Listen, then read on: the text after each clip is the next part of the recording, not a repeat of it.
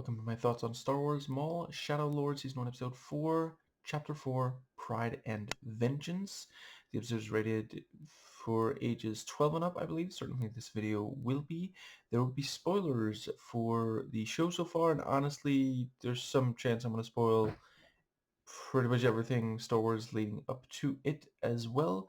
Another episode I loved. We're going to start with the video recommendations. So if you haven't already watched Jamie Dodger's Transphobia, Pronouns, and Piers Morgan, Transguy Reacts, it is excellent.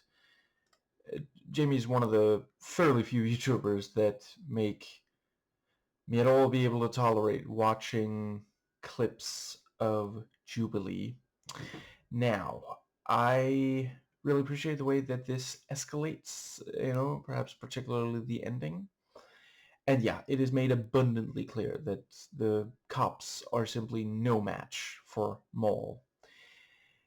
And, of course, some of the trailers had told us, yeah, the Empire will eventually be part of this story. And let's see, we are like...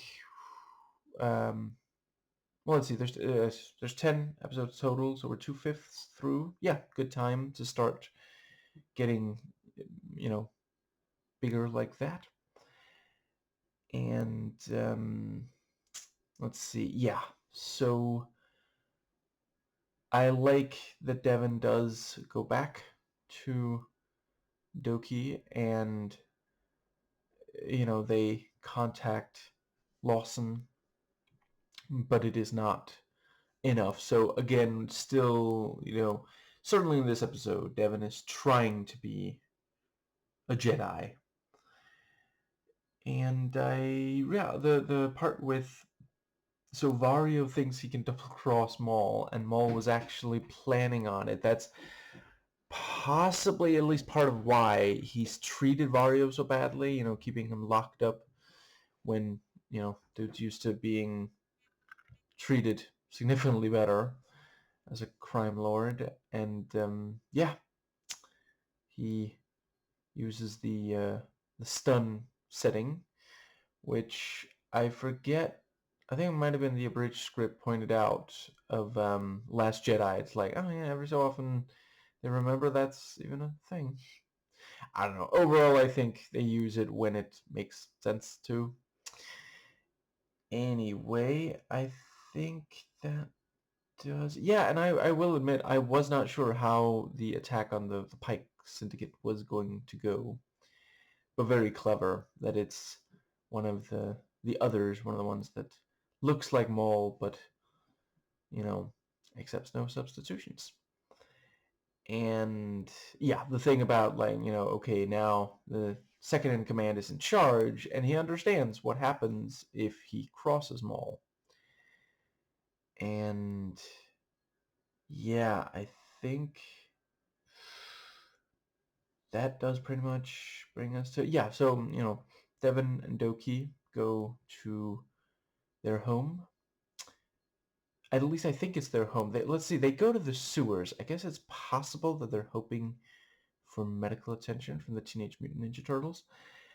And the, let's see. Yeah, I really appreciated that Lawson immediately goes to the chief and asks for permission for Strike Force. Presumably not Commando Strike Force, because while there are things to love about that game, it is definitely the least of the Commandos games. And yeah, Two Boots continues insisting on, calling in the Empire, and by the end of the episode has indeed done so. Yeah, one-track programming, this droid. And he ends up having to turn off Two Boots to stop him, and it turns out it just slowed him down from calling in the Empire.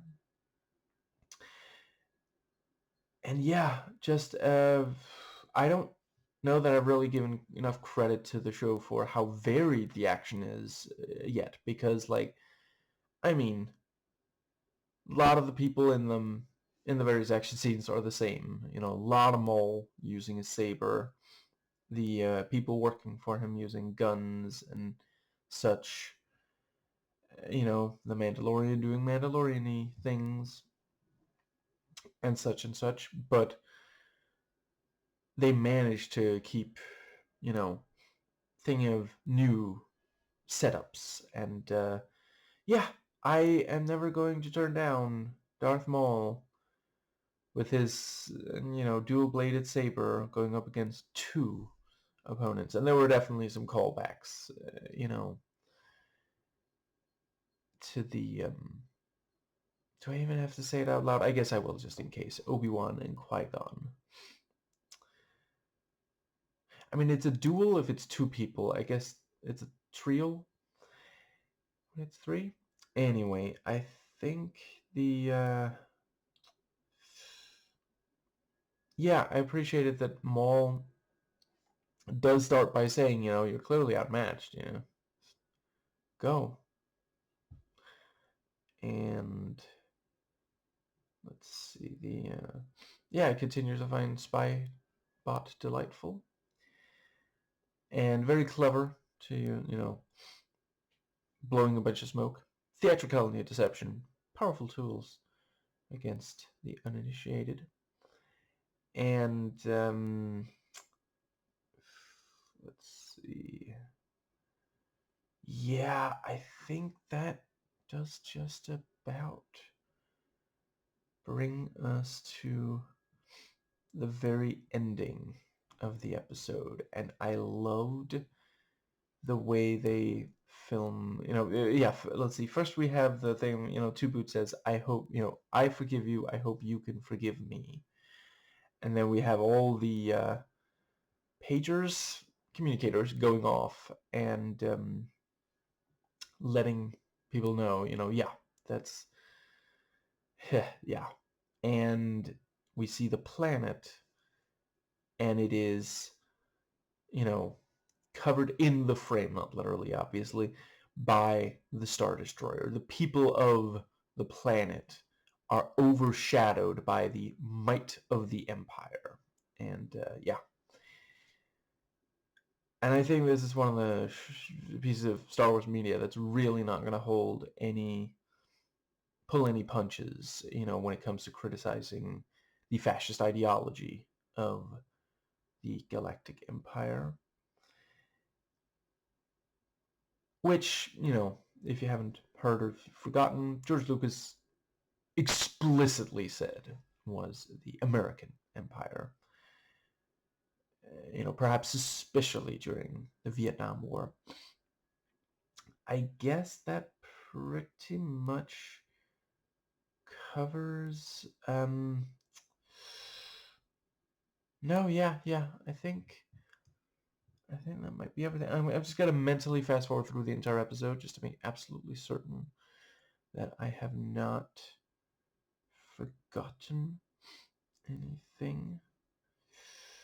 I did wonder if the episode was going to end with Maul killing Doki, and that would be what got Devon either so angry that she starts to do Sith-like things and then becomes Maul's apprentice, or for her to just join Maul, perhaps out of safety, perhaps hoping to get revenge. It is established that sometimes the Sith will work for, their Sith apprentice will work for their Sith master in order to, get revenge or take over or something. I think that does pretty much. I will say I kept expecting the scaffolding that they keep cutting as they're fighting on it to collapse or something because of the lightsaber damage done to it. Yeah, I feel like... Yeah, so I will say at first I thought that maybe they were just trap set. Maybe even, Maul and the others had already vacated, evacuated and then left. But instead, we get the cooler option, which is, no, they're there. They're that formidable, And, yeah, I feel like that does pretty much cover everything that I really badly wanted to make sure to say about this episode. Yeah. Um, so obviously off screen, I had to cut it for time after the events of this episode. Lawson saying, Maul's response, it didn't thrill us. Locked the doors, tried to kill us.